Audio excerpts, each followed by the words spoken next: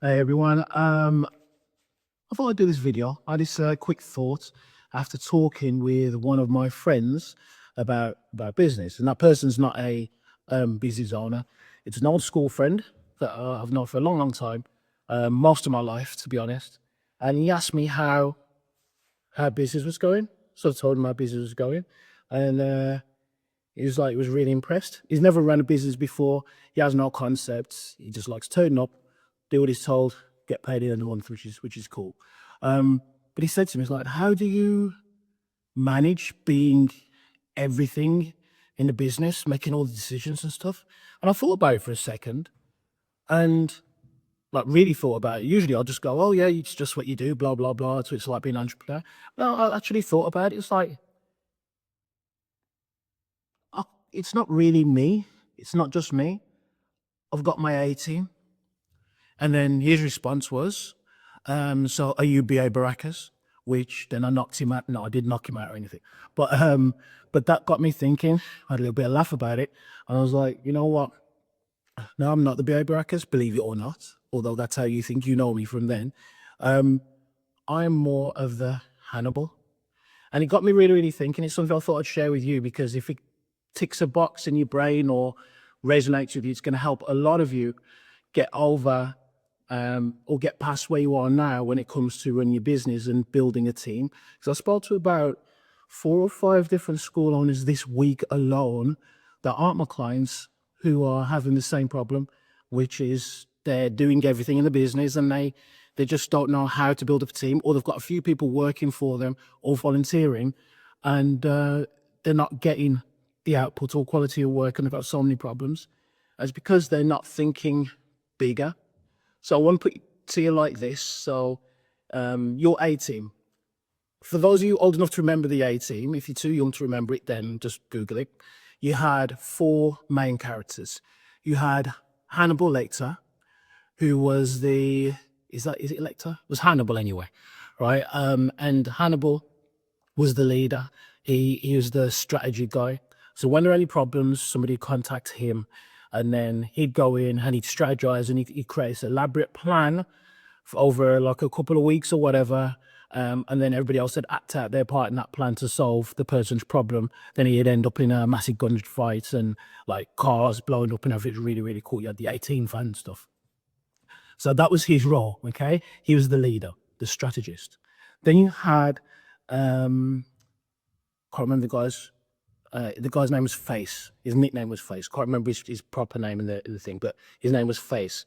And he was the face of the business. So when it came to doing anything like generating money or being the kind, welcoming, caring person, or the one that had to kind of flirt with the ladies and stuff or charm people, he would be that person to be put in place because that was his area of genius. Okay, so you got Hannibal as a leader, you got Face as the face of the business. Okay, then you had what's his name, Murdoch. Okay, Howling Mad Murdoch. Now he was the crazy one. He was the one that he'd do some like really random weird stuff. He was the comedy element, right? So you had him, so you got the 3 of them. Then the last one, which was the one that my mate brought up, which was Hannibal, with B.A. Barakas. B.A. Barakas was the one that he was the muscle, right? He was the angry, aggressive person, right? So you had those 4 elements. Now, believe it or not, you need your own A team. You need Hannibal. That's the leader, the visionary, the person that sets the strategy in place for everybody else to know what they need to do when. So that's the boss or the director or whatever. That's usually you if you're listening to this video. You need your somebody to be Face, that person that can do conflict resolution, talk to your students, talk to customers, prospective clients, joint ventures. That person who just talks, picks up a phone, that's your customer service person. That's your Face. Okay, and then you need your Howling Mad Murdoch. That's your creative person. That's the person that comes out with, hey, we could do this. We've got this problem, but we could do this over here. The person that doesn't want to play it safe. The person that isn't constricted by boundaries of just that come from patterns from their upbringing and stuff. That person that can think outside the box and get everybody else thinking, oh yeah, that's cool. Also, your instructors, if your instructors can have a little bit of how you mad Murdoch in them within reason, then those are usually the ones that teach the really cool classes and the ones that the other instructors go, that was a really cool drill, I'm going to steal that for next lesson. But then the last one, B.A. Barakas, who was the muscle, you need that element within your business because that's the person that sets boundaries. That's the person that when face in your business, a customer service, has done everything they need to do to help out a potential customer or something, or an existing customer, or a student, or anybody, but then they start taking the piss, then you need that BA Barakas to set boundaries. Like, it's not okay. These are the policies and procedures. These are how we run things. And your BA Barakas is usually the person that enforces your HR and your safeguarding.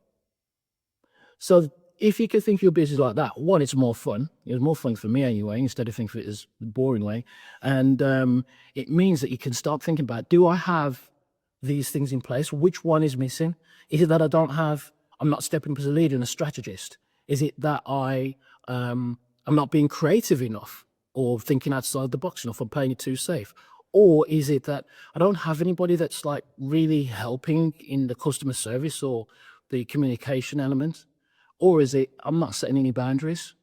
There's nobody in my business that sets boundaries, so I end up being reactive to everything and everyone, and you start impacting your life.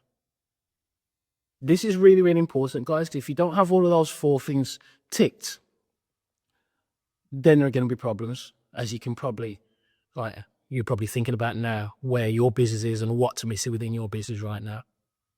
So I want to help 4 school owners to build their A team. I've done it over and over again. Yeah, my A team is amazing, absolutely brilliant. I'm going to make them big-headed. And I help other school owners to do exactly the same. I've done it with Lux in the Growth Network. And yeah, I want to help out 4 school owners over a 4-week period to start building your A team. And that doesn't mean we'll just say, okay, you've got to hire this person, because you haven't got an endless pot of money. You haven't. It has to be done strategically in the right manner, in the right way.